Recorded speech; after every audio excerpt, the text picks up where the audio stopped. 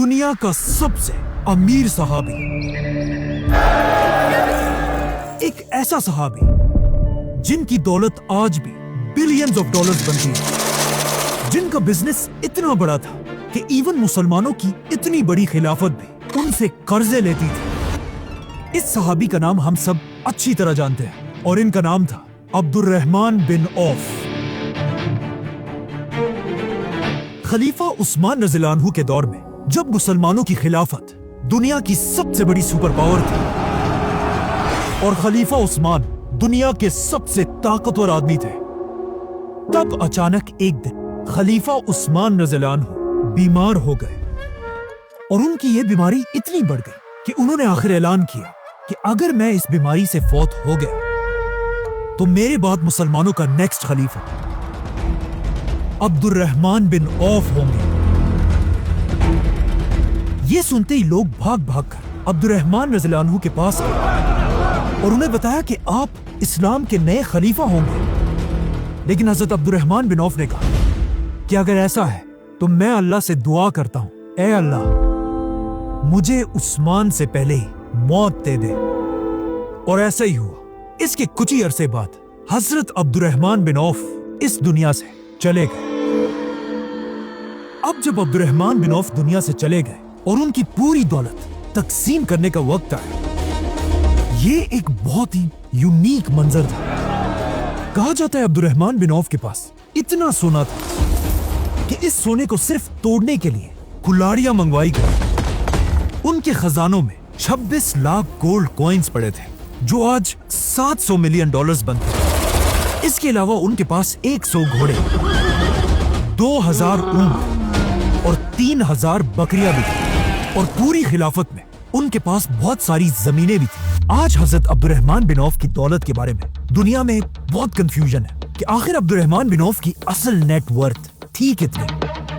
कुछ लोग कहते हैं आज के जमाने में उनकी दौलत 60 बिलियन डॉलर्स थी, कुछ लोग कहते हैं 600 बिलियन डॉलर्स और कुछ लोग ये भी कहते हैं कि उनकी दौलत 1 ट्रिलियन डॉलर से भी ज्यादा थी। लेकिन असल में अब्दुर्रहमान बिन औफ की दौलत का अंदाजा इस बात से लगाया जा सकता है कि अब्दुर्रहमान बिन औफ से 500 साल पहले दुनिया का सबसे अमीर इंसान रोमन एम्पायर का मार्कस क्रेसस था, जिसके पास रोम में सबसे ज्यादा जमीनें थी और उसके सिर्फ पर्सनल 500 गुलाम थे। मतलब वो दुनिया का सबसे अमीर आदमी था और कहा जाता है अगर आज वो जिंदा होता तो उसके पास 20 बिलियन डॉलर्स होते। लेकिन अब ये रोमन एम्पायर मुसलमानों की इस खिलाफत के सामने एक छोटी सी आम एम्पायर थी और मुसलमानों की इस खिलाफत में सबसे अमीर आदमी अब्दुर्रहमान बिन औफ थे। तो अगर अब्दुर्रहमान बिन औफ से 500 साल पहले दुनिया के सबसे अमीर आदमी के पास 20 बिलियन डॉलर्स थे तो of course Abdurrahman bin Auf के पास भी एटलीस्ट 20 बिलियन डॉलर से ज्यादा ही दौलत होगी। आज दुनिया का सबसे अमीर मुसलमान सऊदी का वलीद बिन Talal, This amount is so immense, so big, so huge. It's a prehistoric. You're welcome. जिसके पास 16 बिलियन डॉलर्स है। मतलब अगर आज भी अब्दुर्रहमान बिन औफ दुनिया में होते तो वो आज के जमाने में भी दुनिया के सबसे अमीर मुसलमान होते। लेकिन अब क्वेश्चन ये है, आखिर अब्दुर्रहमान बिन औफ के पास इतनी दौलत आई कहां से? अब्दुर्रहमान बिन औफ का ताल्लुक मक्का के कुरैश में बनु ज़ोहरा कबीले से था और ये वही कबीला था जिससे रसूलुल्लाह सल्लल्लाहु अलैहि वसल्लम की वालिदा आमिना का ताल्लुक था। इसीलिए कहा जाता है जब रसूलुल्लाह सल्लल्लाहु अलैहि वसल्लम पैदा हुए सबसे पहले उन्हें अब्दुर्रहमान बिन औफ की मां ने अपने गोद में उठाया था और रसूलुल्लाह सल्लल्लाहु अलैहि वसल्लम के 10 साल बाद मक्का में अब्दुर्रहमान बिन औफ पैदा हुए।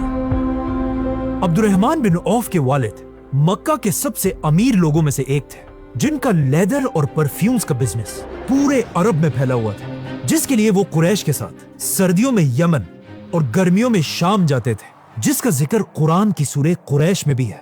लेकिन इन्हीं में से एक बार जब अब्दुर्रहमान बिन औफ के वालिद अपने दोस्तों के साथ एक सफर पर जा रहे थे, अरब के एक बदमाश कबीले ने उन पर हमला करके उन्हें और उनके दोस्त को मार डाला और उनके ये दोस्त खालिद बिन वलीद के चचा थे। तो अब अपने बाप के मरने के बाद जवानी में ही अब्दुर्रहमान बिन औफ अपने पूरे कबीले के सरदार बने और मक्का में उनका सारा बिजनेस संभालने लगे। और अब अब्दुर्रहमान बिन औफ भी बिल्कुल अपने बाप की तरह बार बार यमन और शाम की तरफ बिजनेस के लिए आने जाने लगे। कहा जाता है एक बार जब अब्दुर्रहमान बिन औफ यमन में थे, वहां वो एक क्रिश्चियन आलिम के साथ मिले। उस क्रिश्चियन आलिम ने अब्दुर्रहमान बिन औफ से एक बहुत ही अजीब बात पूछी कि अब्दुर्रहमान, क्या तुम्हारे शहर मक्का में किसी ने अल्लाह का पैगंबर होने का ऐलान तो नहीं किया? जिस पर अब्दुर्रहमान बिन औफ ने कहा कि नहीं, ऐसा तो कुछ भी नहीं हुआ। और अब्दुर्रहमान बिन औफ वापस मक्का आ गए। अगले साल जब अब्दुर्रहमान बिन औफ वापस यमन गए, इस क्रिश्चियन स्कॉलर ने उनसे सेम सवाल किया। तो अब्दुर्रहमान बिन औफ ने उन्हें दोबारा कहा कि मक्का में कोई भी नबी नहीं आया। तो अगले साल सर्दियों में दोबारा इसी क्रिश्चियन आलिम ने अब्दुर्रहमान से सेम क्वेश्चन तीसरी बार पूछा। तो अब्दुर्रहमान बिन औफ ने फिर कहा कि ऐसा कुछ भी नहीं हुआ। तीसरी बार उस आलिम ने कहा कि नहीं, मेरे इल्म के मुताबिक मक्का में अल्लाह के नबी के आने का वक्त हो चुका है, तो अब जल्दी से वापस जाओ और इस नबी का दीन कबूल करो। और जब तुम इस नबी से मिलो तो उन्हें मेरा ये पैगाम जरूर पहुंचाना। इस क्रिश्चियन की बातें सुनकर अब्दुर्रहमान बिन औफ हैरान हो गए, लेकिन इसकी बातें बिल्कुल सही थी, क्योंकि इससे कुछ ही अरसा पहले मक्का के गार में अल्लाह ने अपना आखिरी नबी चुन लिया था। अब्दुर्रहमान बिन औफ सीधा वहां से मक्का की तरफ आए और ये सारी कहानी उन्होंने अपने दोस्त अबू बकर को सुनाई, जिसके बाद अबू बकर रज़ियल्लाहु अन्हु अब्दुर्रहमान बिन औफ को लेकर सीधा रसूलुल्लाह सल्लल्लाहु अलैहि वसल्लम के पास आए। जैसे ही रसूलुल्लाह सल्लल्लाहु अलैहि वसल्लम ने अब्दुर्रहमान बिन औफ को देखा, उन्होंने फरमाया, अब्दुर्रहमान, मुझे तुम्हारे चेहरे पर नूर नजर आ रहा है और जिस आदमी का पैगाम तुम मेरे लिए लाए हो वो मुझे सुना दो। अब्दुर्रहमान बिन औफ ये सुनकर हैरान रह गए और उन्हें समझ आ गई कि यही अल्लाह के सच्चे रसूल हैं। और इस तरह मक्का के सबसे अमीर लोगों में से एक अब्दुर्रहमान बिन औफ ने इस्लाम कबूल कर लिया। अब तक तो अब्दुर्रहमान बिन औफ मक्का के एक अमीर बिजनेसमैन थे, लेकिन इस्लाम कबूल करने के बाद ये सब कुछ बदलने वाला था, क्योंकि मक्का के बाकी सारे बड़े लोग रसूलुल्लाह सल्लल्लाहु अलैहि वसल्लम के खिलाफ हो चुके थे और इन नए मुसलमानों पर जुल्म करने लगे थे। आखिर हालात इतने खराब हुए कि रसूलुल्लाह सल्लल्लाहु अलैहि वसल्लम ने कुछ नए सहाबा को जमा किया और उन्हें कहा कि अब मक्का में रहना बहुत ही डेंजरस है, तुम सब मक्का को छोड़कर हबशा, इथियोपिया की तरफ चले जाओ, जहां एक नेक बादशाह निजाशी जरूर तुम्हारा ख्याल रखेगा। अब्दुर्रहमान बिन औफ भी इन नए मुसलमानों के साथ मक्का में अपना सब कुछ, सारा बिजनेस छोड़कर हबशा की तरफ चले गए और वहां जीरो से अपना नया बिजनेस बनाने लगे। काफी अरसा हबशा में रहने के बाद अब्दुर्रहमान बिन औफ वापस मक्का आए, जहां अब भी उनका बहुत बड़ा बिजनेस एस्टेब्लिश था। लेकिन जैसे ही वो मक्का पहुंचे, मुसलमान अब मक्का से मदीना की तरफ हिजरत करने की प्लानिंग कर रहे थे, जिसके बाद आहिस्ता आहिस्ता मुसलमान मक्का से मदीना की तरफ शिफ्ट होने लगे। लेकिन जब अब्दुर्रहमान बिन औफ के जाने का वक्त आया, मक्का के सारे बड़े सरदार आकर अब्दुर्रहमान बिन औफ के सामने बैठे और उनसे कहने लगे कि अगर आप भी मक्का को छोड़कर चले जाएंगे तो मक्का की सारी इकोनॉमी तबाह हो जाएगी। मतलब अब्दुर्रहमान बिन औफ के पास इतनी दौलत थी कि उनके जाने से पूरे मक्का की इकोनॉमी क्रश हो सकती थी। लेकिन जब अब्दुर्रहमान बिन औफ ने उनकी बात नहीं मानी, उन्होंने अब्दुर्रहमान रज़ियल्लाहु अन्हु के सामने एक शर्त रखी कि अगर आप जाना चाहते हैं तो जरूर जाएं, लेकिन आपको अपना सारा बिजनेस और सारी दौलत मक्का में छोड़ कर जाना होगा। अब अब्दुर्रहमान बिन औफ रज़ियल्लाहु अन्हु के पास दो ऑप्शंस थे, या तो मक्का में रहकर हमेशा एक रिच बिजनेसमैन की तरह आराम से अपनी जिंदगी गुजारे, और या अपना सब कुछ छोड़कर रसूलुल्लाह सल्लल्लाहु अलैहि वसल्लम के साथ मदीना की तरफ हिजरत करें और वहां एक गरीब आदमी की तरह अपनी जिंदगी दोबारा शुरू करें। तो ऑफ कोर्स अब्दुर्रहमान रज़ियल्लाहु अन्हु बगैर किसी झिझक के अपना सब कुछ मक्का में छोड़कर खाली हाथ मदीना की तरफ रवाना हुए। अब जब रसूलुल्लाह सल्लल्लाहु अलैहि वसल्लम के साथ सारे मुसलमान मदीना में जमा हो गए थे, रसूलुल्लाह सल्लल्लाहु अलैहि वसल्लम ने सारे मुसलमानों की एक बहुत बड़ी मीटिंग बुलाई, जहां रसूलुल्लाह सल्लल्लाहु अलैहि वसल्लम मक्का से आने वालों को मदीना वालों के भाई बनाने लगे। इसी तरह हर मुहाजिर को एक एक अंसारी का भाई बना दिया गया। लेकिन दो मुसलमानों को भाई बनाने से पहले आप सल्लल्लाहु अलैहि वसल्लम ये बात जरूर देखते थे कि जिस मुहाजिर का इससे पहले मक्का में जो स्टेटस था, अब उसे मदीना में भी सेम स्टेटस के अंसारी का भाई बना दिया जाता था। मतलब किसान को किसान के साथ और बिजनेसमैन को बिजनेसमैन के साथ। इसीलिए जब मक्का के सबसे अमीर सहाबी अब्दुर्रहमान बिन औफ को भाई बनाने का वक्त आया, तो उनका भाई रसूलुल्लाह सल्लल्लाहु अलैहि वसल्लम ने मदीना का सबसे अमीर आदमी साद बिन रबी को बनाया। जैसे ही साद बिन रबिया عبد الرحمن رضی اللہ عنہ کو اپنے گھر لے کر گئے۔ حضرت سعد نے عبد الرحمن سے کہا کہ میں مدینہ کے سب سے امیر لوگوں میں سے ایک ہوں، لیکن میری یہ خواہش ہے کہ میرے پاس جو کچھ بھی ہے اس کا آدھا میں آپ کو دے دوں۔ لیکن عبد الرحمن رضی اللہ عنہ نے انہیں جواب دیا کہ نہیں، اللہ آپ کے مال کو اور بھی بڑھائے، میں بس آپ سے صرف ایک ہی چیز چاہتا ہوں کہ آپ مجھے بازار کا راستہ بتائیں۔ تو وہ عبد الرحمن رضی اللہ عنہ کو مدینہ کے سب سے بڑے بازار یہودیوں کے بازار لے کر گئے، کیونکہ اس وقت مدینہ کی ساری اکانومی پر یہودیوں کا کنٹرول تھا، اور یہودیوں کے سب سے بڑے بزنس مین کا نام تھا ابو رافع۔ یہودیوں نے بہت ہی چالاکی سے مدینہ کی پوری اکانومی کو اپنے کنٹرول میں رکھا تھا۔ جیسے ہی کوئی قافلہ مدینہ کے قریب پہنچتا تھا تو مدینہ پہنچنے سے پہلے یہودی چھپکے سے جا کر ساری امپورٹنٹ چیزیں سستے میں خرید لیتے تھے، اور پھر وہی قافلہ مدینہ پہنچ کر عربوں کو مہنگی چیزیں بیچتا تھا۔ اس سب کا عربوں کو پتہ بھی تھا، لیکن وہ یہودیوں کو کچھ نہیں کہہ سکتے تھے، کیونکہ ان کے سارے بڑوں نے یہودیوں سے سود پر بہت زیادہ قرضے لیے ہوئے تھے۔ تو اب عبد الرحمن رضی اللہ عنہ کے لیے سب سے بڑا چیلنج یہ تھا کہ وہ یہودیوں کی اس اسٹرانگ مارکیٹ میں اپنا بزنس اسٹیبلش کرے۔ تو اپنے پہلے دن عبد الرحمن بن عوف یہودیوں کی اس مارکیٹ میں ادھر ادھر پھرتے رہے اور غور سے اس مارکیٹ کو اسٹڈی کرنے لگے، اور کافی اسٹڈی کرنے کے بعد آخر انہیں سمجھ آ گئی کہ انہیں کون سا بزنس کرنا ہے۔ انہیں سمجھ آ گئی کہ یہودیوں کی اس مارکیٹ میں انہوں نے پیسہ کیسے بنانا ہے۔ لیکن اب مسئلہ یہ تھا کہ عبد الرحمن بن عوف رضی اللہ عنہ کے پاس اپنا بزنس سٹارٹ کرنے کے لیے 1 روپیہ بھی نہیں تھا۔ تو وہ سیدھا ایک مسلمان دکاندار کے پاس گئے اور ان کے ساتھ ایک ڈیل کی کہ بغیر پیسوں کے ابھی میں تم سے گھی، بٹر اور کھجور لے کر جاؤں گا، اور انہیں اپنے طریقے سے بیچ کر شام کو تمہارے پورے پیسے تمہیں لوٹا دوں گا، اور پروفٹ ہم دونوں کا آدھا آدھا ہوگا، مطلب پروڈکٹ تمہارا اور مارکیٹنگ میری۔ ایسے بزنس کو آج تک پروفٹ شیئرنگ بزنس یا مضاربہ کہا جاتا ہے۔ یہ چیزیں لے کر عبد الرحمن بن عوف مدینہ کی اس مارکیٹ میں پھرتے رہے، اور کسی طرح ان چیزوں کو بیچ کر انہوں نے تھوڑا سا پروفٹ کمایا، اپنے پارٹنر کو پورے پیسے واپس دیے، اور اپنے پروفٹ سے کچھ کھانے پینے کی چیزیں خرید کر اپنے بھائی سعد بن ربیع کے گھر لے کر گئے۔ سعد بن ربیع یہ دیکھ کر حیران رہ گئے کہ جس بندے کے پاس صبح کچھ بھی نہیں تھا، شام کو وہ الٹا ہمارے لیے کھانے کی چیزیں لے کر آئے۔ اسی طرح عبد الرحمن بن عوف ہر دن یہودیوں کی اس مارکیٹ جانے لگے اور تھوڑا تھوڑا پروفٹ کمانے لگے۔ کچھ عرصہ گزرنے کے بعد عبد الرحمن بن عوف نے سوچا کہ کیوں نہ میں اس بٹر اور کھجور کو ملا کر اس سے ایک مشہور عرب سویٹ ڈش بناؤں جسے ہائس کہا جاتا تھا۔ تو انہوں نے ایسا ہی کیا، اور اس سے عبد الرحمن بن عوف کے پروفٹس ڈبل ہو گئے۔ جیسے عبد الرحمن بن عوف کی دولت تھوڑی بڑھنے لگی، ایک دن وہ رسول اللہ صلی اللہ علیہ وسلم سے ملے۔ آپ صلی اللہ علیہ وسلم نے ان کے کپڑوں پر کچھ سیلیبریشن کے نشان دیکھے، تو عبد الرحمن رضی اللہ عنہ نے انہیں بتایا کہ میں نے شادی کر لی ہے۔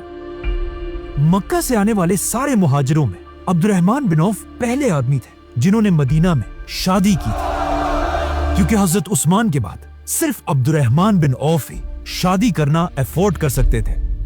شادی کے بعد بھی عبد الرحمن بن عوف کا بزنس بڑھتا رہا، اور اب وہ اپنے باقی بزنسز کے ساتھ ساتھ گھوڑوں کا بزنس بھی کرنے لگے، اور مدینہ کے لوگ ان سے گھوڑے خریدنے لگے۔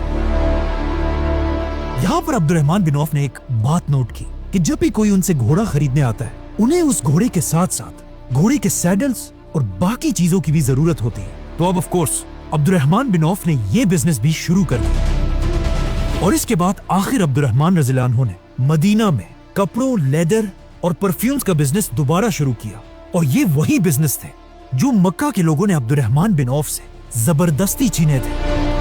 آخر عبد الرحمن رضی اللہ عنہ کا بزنس اتنا بڑھ گیا، یہاں تک کہ عبد الرحمن بن عوف کے بڑے بڑے قافلے مدینہ سے یمن اور شام آنے جانے لگے۔ اب فائنلی مسلمانوں کا سب سے بڑا بزنس مین عبد الرحمن بن عوف یہودیوں کے سب سے بڑے بزنس مین ابو رافع کو ٹکر دینے کے لیے تیار تھے۔ اس یہودی اور عبد الرحمن رضی اللہ عنہ کے بزنس کرنے کا طریقہ بالکل ڈیفرنٹ تھا۔ یہودی آپس میں سستی چیزیں اور دوسروں کو مہنگی چیزیں بیچتے تھے، لیکن عبد الرحمن بن عوف کے قافلوں میں سب کو ایک ہی ریٹ میں چیزیں بیچی جاتی تھی۔ یہودی بزنس مین ہمیشہ اپنا سامان بیچتے ہوئے ہمیشہ جھوٹ بولا کرتے تھے، और खराब चीज भी महंगी बेचते थे, जिसकी वजह से लोग इनके काफिलों को ट्रस्ट नहीं करते थे। जबकि अब्दुर्रहमान बिन औफ रज़ियल्लाहु अन्हु पहले ही कस्टमर्स को बता देते थे कि कौन सी प्रोडक्ट में क्या क्या मसले हैं, जिससे लोग अब्दुर्रहमान बिन औफ के काफिलों को ज्यादा ट्रस्ट करते थे। अब्दुर्रहमान बिन औफ अपने बिजनेसेस के लिए किसी से कर्जे नहीं लेते थे। हर बिजनेस अपने पैसों से किया करते थे, चाहे जितना भी छोटा क्यों ना हो, जिसे आज बूट स्ट्रैपिंग बिजनेस कहते हैं। और अब्दुर्रहमान बिन औफ के काफिलों में कस्टमर्स के हर मसले को उसी टाइम फिक्स किया जाता था, जिस तरह आज भी वॉलमार्ट और अमेज़न जैसी कंपनीज में होता है। Thank you for calling Select Voice Call. और इन्हीं स्ट्रेटजीज की वजह से आखिर अब्दुर्रहमान बिन औफ सारे यहूदियों को पीछे छोड़ के मदीना के सबसे अमीर आदमी बने। ये सब देखकर एक दिन किसी ने अब्दुर्रहमान बिन औफ से पूछा कि आखिर आपने इतना बड़ा बिजनेस बनाया कैसे? तो उन्होंने जवाब दिया कि मैंने कभी भी ऐसा कोई भी पत्थर नहीं उठाया जब तक मुझे ये उम्मीद ना हो कि उस पत्थर के नीचे गोल्ड होगा। ये तो थे अब्दुर्रहमान बिन औफ के बिजनेसेस, लेकिन इस सब के अलावा भी अब्दुर्रहमान रज़ियल्लाहु अन्हु आप सल्लल्लाहु अलैहि वसल्लम के साथ हर जंग में बहादुरी से खड़े थे और अपने इसी बिजनेस के दौलत से मुसलमानों की इस आर्मी को सपोर्ट करते रहते थे। यहाँ तक कि जंगे ओहद में आप सल्लल्लाहु अलैहि वसल्लम को डिफेंड करते हुए अब्दुर्रहमान रज़ियल्लाहु अन्हु पर तलवार के 21 वार किए गए और वो इतने जख्मी हुए कि ओहद की जंग के बाद वो कभी भी सही तरह नहीं चल सकते थे। अब्दुर्रहमान बिन औफ आप सल्लल्लाहु अलैहि वसल्लम के इतने ट्रस्टेड आदमी थे कि एक दिन आप सल्लल्लाहु अलैहि वसल्लम ने उन्हें अपने पास बुलाया, उनके सर पर खुद अपने हाथों से काली पगड़ी बांधी और फिर उन्हें मुसलमानों की एक फौज का लीडर बनाकर अरब का एक इलाका फतह करने के लिए रवाना किया और उन्होंने वो इलाका फतह कर लिया। जिसके बाद जब मुसलमान खैबर की जंग जीते, आप सल्लल्लाहु अलैहि वसल्लम ने अब्दुर्रहमान बिन औफ को खैबर के 2 बड़े बाग गिफ्ट दिए। लेकिन खैबर के जंग के बाद अब्दुर्रहमान बिन औफ की पुरानी जिंदगी का एक वाकया दोबारा उनके सामने आया। एक दिन आप सल्लल्लाहु अलैहि वसल्लम ने अपने जनरल खालिद बिन वलीद को अरब का एक कबीला फतह करने के लिए भेजा। खालिद बिन वलीद आप सल्लल्लाहु अलैहि वसल्लम के हुक्म से फुल स्पीड उस कबीले की तरफ रवाना हुए, लेकिन वहां पहुंचते ही उन्होंने किसी कंफ्यूजन की वजह से वहां के कुछ लोगों को मारने का हुक्म दिया, जिसे हम पहले ही एक्सप्लेन कर चुके। इन लोगों को मारने की वजह से कुछ सहाबा खालिद बिन वलीद से नाराज थे, क्योंकि ये वही कबीला था जिसने इससे बहुत साल पहले मक्का के एक काफिले पर हमला किया था। जब अब्दुर्रहमान बिन औफ के वालिद अपने दोस्तों के साथ एक सफर पर जा रहे थे, अरब के एक बदमाश कबीले ने उन पर हमला करके उन्हें और उनके दोस्त को मार डाला और उनके ये दोस्त खालिद बिन वलीद के चचा थे। जैसे ही खालिद बिन वलीद वापस मदीना पहुंचे, अब्दुर्रहमान बिन औफ सीधा उनकी तरफ बढ़े और कहा कि मुझे लगता है तुमने इस कबीले के लोगों को सिर्फ इसलिए मारा है ताकि तुम अपने चचा के खून का बदला ले सको। खालिद बिन वलीद इससे कुछ ही अरसा पहले मुसलमान हुए थे, तो खालिद बिन वलीद ने अब्दुर्रहमान रज़ियल्लाहु अन्हु को सख्त जवाब दिया और इस तरह इन दोनों की बहस बढ़ती गई। और ये बहस इतनी बड़ी कि रसूलुल्लाह सल्लल्लाहु अलैहि वसल्लम खुद इन दोनों सहाबा के पास आए और जब उन्होंने खालिद बिन वलीद को अब्दुर्रहमान रज़ियल्लाहु अन्हु के साथ बहस करते हुए देखा, तो आप सल्लल्लाहु अलैहि वसल्लम ने खालिद बिन वलीद से कहा कि मेरे सहाबा को कुछ मत कहो। अगर तुम ओहद के पहाड़ जितना सोना भी अल्लाह की राह में खर्च करो, तब भी तुम मेरे सहाबा के बराबर नहीं हो सकते। अब यहाँ मसला ये कि खालिद बिन वलीद और अब्दुर्रहमान रज़ियल्लाहु अन्हु दोनों सहाबा है, लेकिन इन दो सहाबा में फर्क है, क्योंकि अब्दुर्रहमान रज़ियल्लाहु अन्हु ने आप सल्लल्लाहु अलैहि वसल्लम का साथ उस वक्त दिया था जब सिर्फ थोड़े लोगों के अलावा कोई भी आप सल्लल्लाहु अलैहि वसल्लम के साथ खड़ा होने के लिए तैयार नहीं था। जबकि खालिद बिन वलीद तब मुसलमान बने थे जब इस्लाम काफी मजबूत हो चुका था। मतलब रसूलुल्लाह सल्लल्लाहु अलैहि वसल्लम की नजरों में अब्दुर्रहमान बिन औफ की इतनी इज्जत थी कि एक दिन जंगे तबूक के मौके पर जब सुबह की नमाज का वक्त हुआ और आप सल्लल्लाहु अलैहि वसल्लम वहां नहीं थे, ये देखकर मुसलमानों ने अब्दुर्रहमान बिन औफ रज़ियल्लाहु अन्हु को अपना इमाम बनाया और उनके पीछे नमाज शुरू कर दी।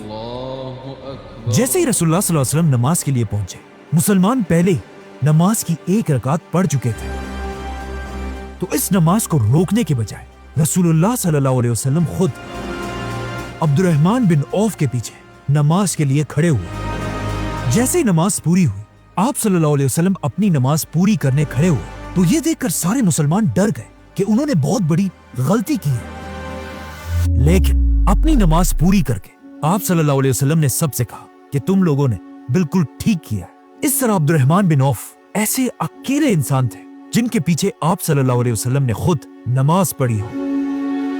और इस जंग तबूक में अब्दुर्रहमान बिन औफ ने बहुत सारा सोना, बहुत सारे ऊंट और घोड़े और अपने माल का आधा हिस्सा मुसलमानों की फौज के लिए डोनेट कर दिया था। इस फौज के लिए अब्दुर्रहमान बिन औफ से सिर्फ एक ही सहाबी ने ज्यादा डोनेशंस दी थी और वो थे हजरत उस्मान। अब्दुर्रहमान रज़ियल्लाहु अन्हु के इन्हीं कामों की वजह से आप सल्लल्लाहु अलैहि वसल्लम ने उन्हें दुनिया में ही जन्नत की खुशखबरी सुनाई थी। और अपनी वफात से पहले आप सल्लल्लाहु अलैहि वसल्लम ने अपनी एक बीवी से कहा था कि जो भी मेरे बाद तुम्हारा मतलब उम्महातुल मोमिनीन का ख्याल रखेगा वो एक सच्चा मुसलमान होगा। और इसके कुछ ही अरसे बाद आप सल्लल्लाहु अलैहि वसल्लम इस दुनिया से चले गए। और आप सल्लल्लाहु अलैहि वसल्लम के बाद सारी उम्महातुल मोमिनीन का हमेशा अब्दुर्रहमान बिन औफ ही ख्याल रखा करते थे। आप सल्लल्लाहु अलैहि वसल्लम की वफात के बाद अब्दुर्रहमान बिन औफ मुसलमानों के सारे खलीफाओं के सबसे बड़े मिनिस्टर्स में से थे। और हजरत उमर ने अपने बाद खिलाफत के 6 बड़े सहाबा में अब्दुर्रहमान बिन औफ को भी नॉमिनेट किया था, जिसे हम एक्सप्लेन कर चुके हैं। इतनी बड़ी खिलाफत का मिनिस्टर होने के साथ साथ अब्दुर्रहमान बिन औफ का बिजनेस भी बढ़ता जा रहा था। और कहा जाता है मदीना का एक बहुत बड़ा हिस्सा सिर्फ अब्दुर्रहमान बिन औफ के बिजनेस से चलता था। ये वही मदीना था जहां कुछ ही साल पहले अब्दुर्रहमान बिन औफ अपना सब कुछ छोड़कर खाली हाथ आए थे। और आज वो इसी मदीना से दुनिया के सबसे अमीर आदमी थे। लेकिन इतना अमीर आदमी होने के बाद भी उन्होंने कभी भी अपने आप को किसी से ऊपर नहीं समझा, बल्कि उन्होंने अपनी ही बहन की शादी एक ऐसे सहाबी से कराई जो किसी जमाने में मक्का के एक गरीब गुलाम थे, हजरत बिलाल रज़ियल्लाहु अन्हु। सब्सक्राइब।